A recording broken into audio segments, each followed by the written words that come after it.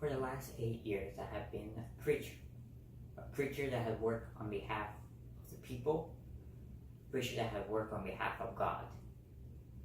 As we arrive into this new era of the ministry, in a new era in my personal life, in your personal life, we must be cautious of the steps we make in the future. Today, I am renouncing from my position.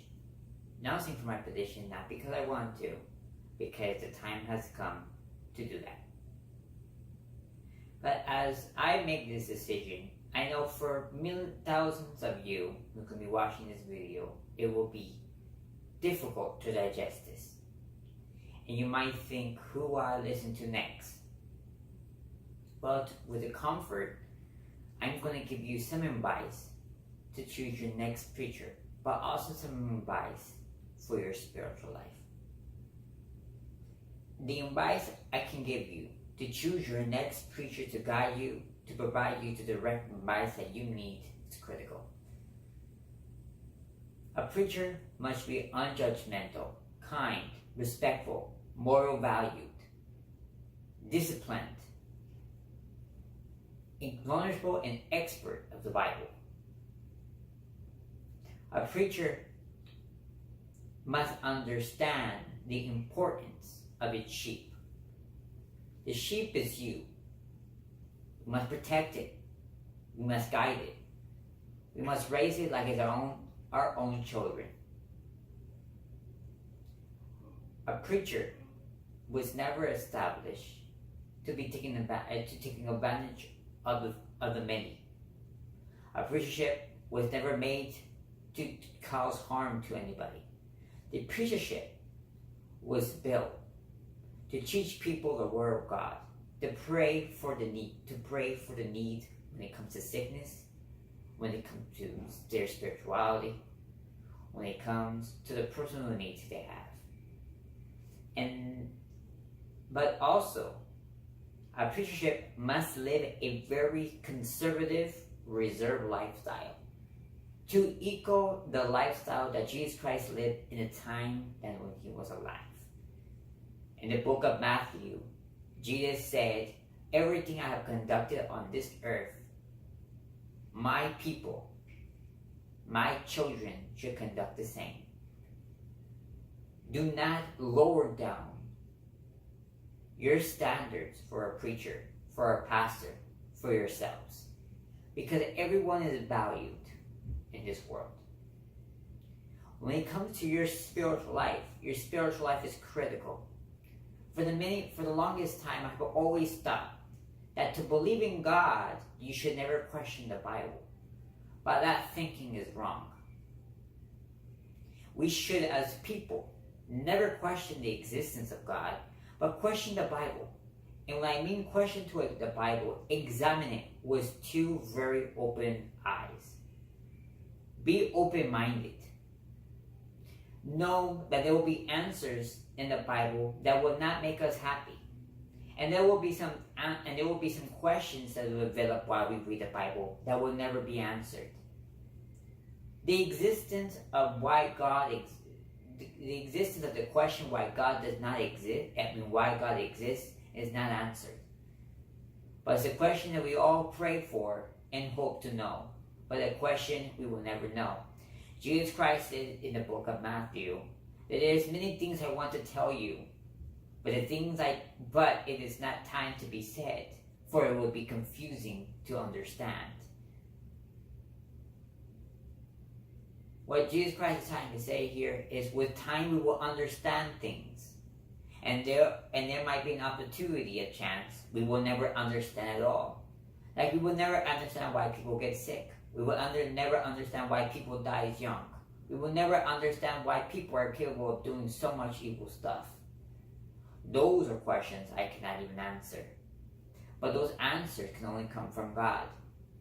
But even though those bad things or things we never desire to do are committed, but just because bad things are committed doesn't mean we have to lose that hope.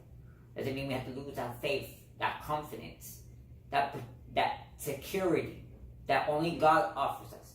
The security of love, security of safeness and protection, the security of unification, the security of salvation and eternal life. Those are the things that Jesus Christ can offer you in your salvation. As you continue to take your path in your spiritual life, understand the importance of your spiritual life. Understand the importance of looking for Jesus Christ. Understand that in this journey,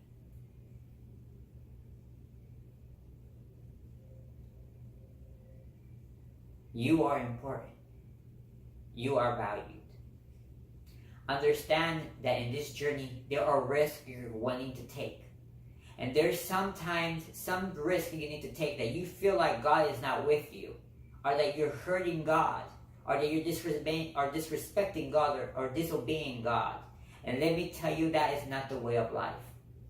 There are some things in life that we must take a jump of faith, a leap of faith. And there are some things in life we must avoid at all costs. I will not deny that when we read the Bible, that there will be some things in the Bible that will be flawed.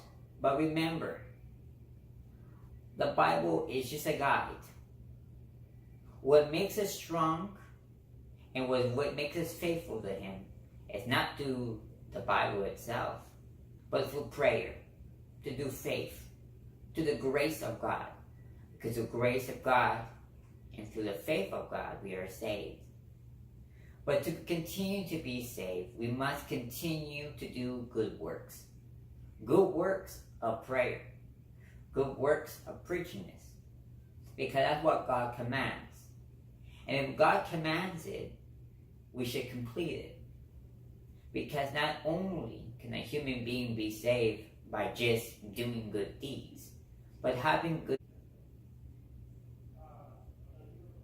The next steps for this ministry after March 1st is that I have made a commitment and promise to you guys and to God to continue to do His work. So every month, I will be posting up 2 preaching videos to continue to help you remain engaged and to continue looking for the process of a preacher. In the next 6 months, we'll be giving you preacher names that we can reconsider. But remember, these are names for you can reconsider. You, as an individual, have the right to choose who you think should be your preacher. The next thing we're going to do is the phone number after March 1st will still be active for 6 months. It will be available for 24/7 when it comes to emergency circumstances, very emergency circumstances. But we also will be developing a preacher time that will be released out next week to tell you when it will be available to contact me when it comes to everything in life. I am devoted to finish my 8 years to serving you. This is not my farewell but goodbye. As I take my 5-year break, as I'm forced to my retirement contract. After 5 years, it will be up to me and to God to find out what my faith will be. Will I continue serving as a preacher, or will I be taking a new journey? But let me tell you this. To all those people they have considered me your preacher, feel free to remain to call me your preacher. And I know too many of you watching this video, the word preacher cannot come out of your mouth. But just remember, your preacher, your pastor, your father, it's Jesus Christ first, and then me. Take care. God bless you.